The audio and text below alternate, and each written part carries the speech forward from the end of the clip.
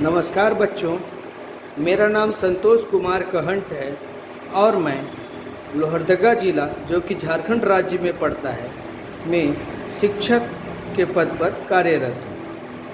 आज हम लोग गणित विषय में संख्या के प्रकार के बारे में जानेंगे। जैसा कि हम लोग जानते हैं, संख्या मुख्यतः 9 प्रकार के होते हैं। कौन कौन? तो पूर्ण संख्या, प्राकृत संख्या, सम संख्या, विषम संख्या, भाज्य संख्या, अभाज्य संख्या, सहअभाज्य संख्या, दशमलव संख्या और परिमेय संख्या। चलिए अब हम लोग एक एक करके संख्या के विभिन्न प्रकारों के बारे में जानने का प्रयास करते हैं। सबसे पहले हम लोग पूर्ण संख्या के बारे में जानेंगे। पूर्ण संख्या के बारे में जानने से पहले मैं आप लोगों से एक सवाल करना चाहता हूँ। क्या आप लोग बता सकते हैं कि गिनती कहाँ तक ख़त्म होती है? कुछ लोग बोलेंगे 100 तक, कुछ लोग बोलेंगे 1000 तक, कुछ लोग बोलेंगे लाख तक। तो आप लोग बताइए, क्या 101 गिनती में नहीं आता है क्या? 1001 गिनती में नहीं आता है क्या? 1,00,001 गिनती में नहीं आता है क्या? ये सब भी गिनती के अंतर्गत ही आते हैं। इसीलिए कहा जाता है गिनती अनंत में जाकर खत्म होती है। अनंत का मतलब जिसका कोई गणना नहीं किया जा सके। ठीक है, अब हम लोग पूर्ण संख्या की परिभाषा के बारे में जानेंगे। गिनती यदि 0 से शुरू हो और अनंत तक जाए तो पूर्ण संख्या कहलाती है। उदाहरण के तौर पर जैसा कि हमने ब्लैक बोर्ड में लिखा है, 0 से शुरू हो रही है गिनती, 1 2 3 4 5 करते हुए आगे अनंत तक जा रही है। आखिरी वाला जो निशान है वो अनंत का चिन्ह है। अब हम लोग प्राकृत संख्या के बारे में जानेंगे। प्राकृत संख्या की परिभाषा कुछ इस प्रकार है। गिनती यदि 1 से शुरू हो और अनंत तक जाए तो प्राकृत संख्या कहलाती है। उदाहरण के तौर पर गिनती 1 से शुरू हो रही है, 1 2 3 4 5 होते हुए यह अनंत तक जा रही है, तो ये प्राकृत संख्या का उदाहरण है। पूर्ण संख्या और प्राकृत संख्या की परिभाषा के अनुसार हम पूर्ण संख्या और प्राकृत संख्या के बीच संबंध स्थापित कर सकते हैं। चलिए अब हम लोग पूर्ण संख्या और प्राकृत संख्या के बीच के महत्वपूर्ण संबंध को जानने का प्रयास करते हैं।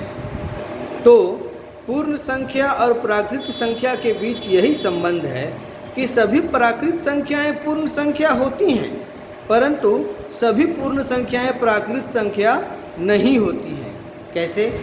वो ऐसे कि आप लोगों ने उदाहरण में अभी देखा कि 0 एक पूर्ण संख्या है और 1 2 3 4 भी अगर 0 के साथ शुरू होती हैं तो वो पूर्ण संख्याएं हैं।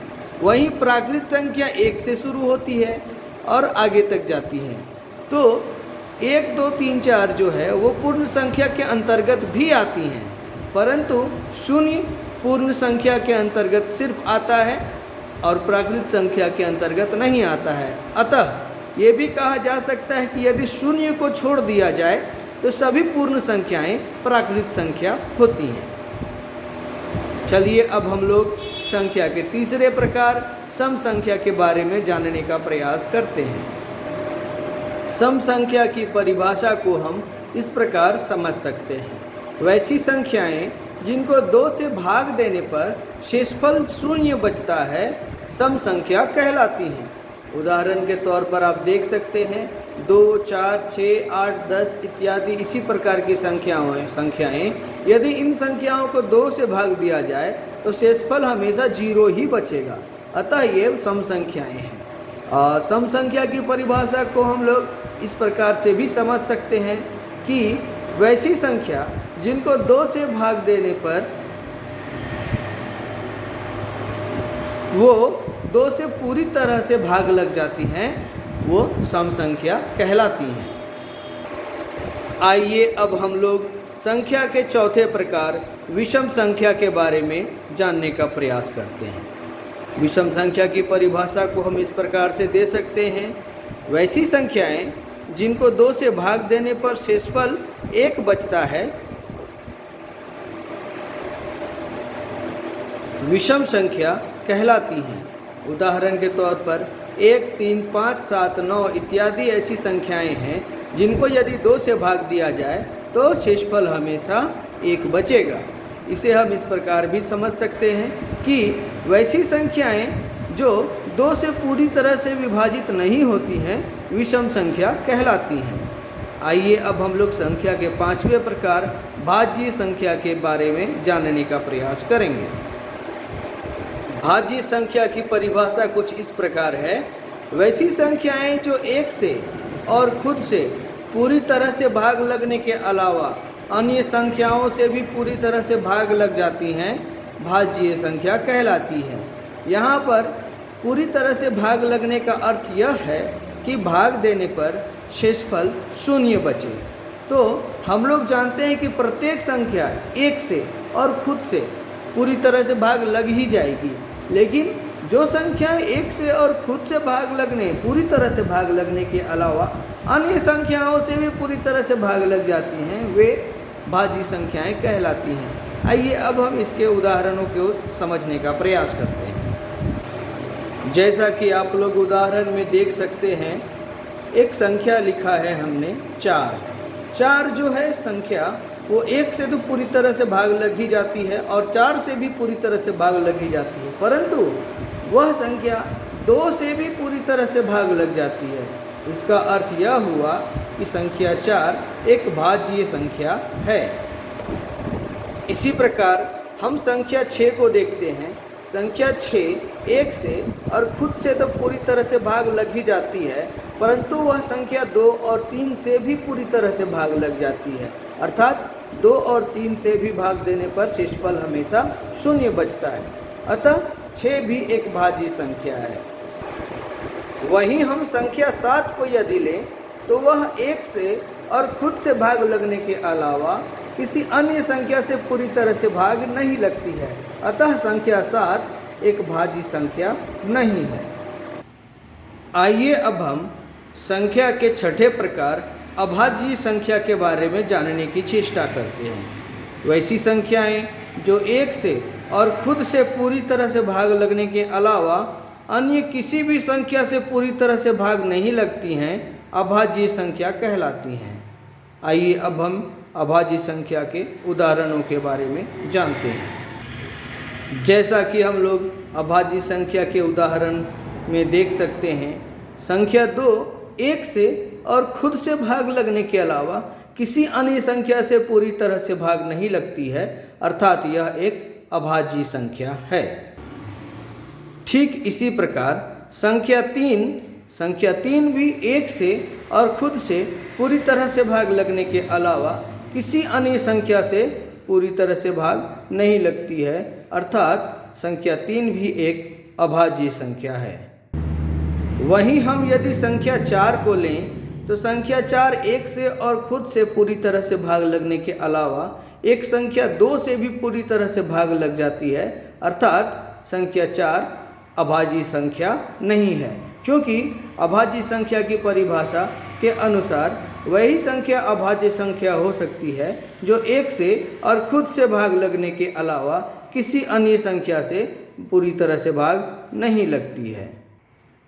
यहाँ पर मैं आप सबों को एक और बात बताना चाहूँगा कि सबसे छोटी अभाज्य संख्या 2 है तथा सबसे छोटी भाज्य संख्या 3 है। सबसे छोटी भाज्य संख्या 4 है। आइए अब हम लोग संख्या के 7वें प्रकार सह अभाज्य संख्या के बारे में जानने का प्रयास करते हैं।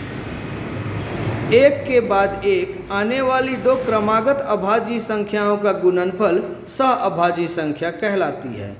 उसके अनुसार हम लोग उदाहरण देखते हैं। जैसा कि हमें पता है सबसे छोटी अभाज्य संख्या 2 है और उसके तुरंत बाद आने वाली अभाज्य संख्या 3 है, तो यदि 2 और 3 को गुना कर दिया जाए तो गुणनफल 6 आता है, अर्थात 6 एक सह अभाज्य संख्या है। उसी प्रकार 3 एक अभाज्य संख्या है, उसके तुरंत बाद 5 एक अभाज्य संख्या है, तो यदि 3 और 5 को गुना कर दिया जाए तो गुणनफल 15 आता है, अर्थात 15 भी एक सह अभाज्य संख्या है। ठीक उसी प्रकार 5 और 7 भी एक के बाद क्रमागत आने वाली दो अभाज्य संख्याएं हैं, तो इनका गुणनफल 35 आता है, अर्थात 35 भी एक सह अभाज्य संख्या है। आइए अब हम लोग संख्या के 8वें प्रकार दशमलव संख्या के बारे में जानने का प्रयास करेंगे। तो वैसी संख्याएं जिनके पहले या बीच में दशमलव का चिन्ह रहता है दशमलव संख्याएं कहलाती हैं। उदाहरण के रूप में आप देख सकते हैं, ब्लैक बोर्ड में लिखा हुआ है 0.5, 0.27, 3.62 इत्यादि दशमलव संख्याएं हैं। यहाँ पर मैं आप लोगों को एक बात बताना चाहता हूँ, दशमलव के बाद जितनी भी संख्याएं रहेंगी उनको एक साथ नहीं बल्कि अलग अलग बोला जाता है। उदाहरण के तौर पर 0.27 बोला जाएगा, ना कि 0.27 बोला जाएगा, या 3.62 बोला जाएगा, ना कि 3.62 बोला जाएगा। ठीक है, आइए अब हम लोग संख्या के 8वें और अंतिम प्रकार परिमेय संख्या के बारे में जानने का प्रयास करते हैं। परिमेय संख्या की परिभाषा को हम इस प्रकार व्यक्त कर सकते हैं, वैसी संख्याएं जो अंश बटे हर के रूप में रहती हैं और जहां हर का मान शून्य के बराबर नहीं होता है परिमेय संख्या कहलाती हैं। यहाँ हमने कहा है कि हर का मान शून्य के बराबर नहीं होता है। इसका मतलब यह है कि हर का मान शून्य से छोटा हो सकता है या शून्य से बड़ा हो सकता है, परंतु शून्य के बराबर नहीं हो सकता है। आइए अब हम परिमेय संख्या के उदाहरणों के बारे में जानते हैं। जैसा कि आप लोग श्यामपट्ट पर अर्थात ब्लैक बोर्ड पर देख रहे हैं, उदाहरण के रूप में 2/5, -3/7, 1/-4 इत्यादि लिखा गया है। यहाँ प्रत्येक संख्या अंश बटे हर के रूप में है और किसी भी संख्या के हर का मान शून्य के बराबर नहीं है, या तो उससे बड़ा है या तो उससे छोटा है। कहने का तात्पर्य यह है कि 2/5 में हर का मान 5 है जो कि शून्य से बड़ा है, -3/7 में हर का मान 7 है जो कि शून्य से बड़ा है, और 1/-4 में हर का मान -4 है जो कि शून्य से छोटा है, परंतु कोई भी हर शून्य के बराबर नहीं है। अर्थात ये तीनों परिमेय संख्याएं हैं। प्यारे बच्चों एवं अभिभावकों, यदि आपको मेरी ये वीडियो थोड़ी भी महत्वपूर्ण लगे तो कृपया मेरी इस वीडियो को लाइक करें, मेरे इस चैनल को सब्सक्राइब करें और शेयर करें। और यदि आप मेरे इस चैनल को सब्सक्राइब करते हैं तो सब्सक्राइब करने के बाद बेल आइकॉन को दबाकर ऑल पर क्लिक करें, ताकि मेरे आने वाले वीडियोज़ की जानकारी आप तक सबसे पहले पहुंच सके। धन्यवाद एवं आभार।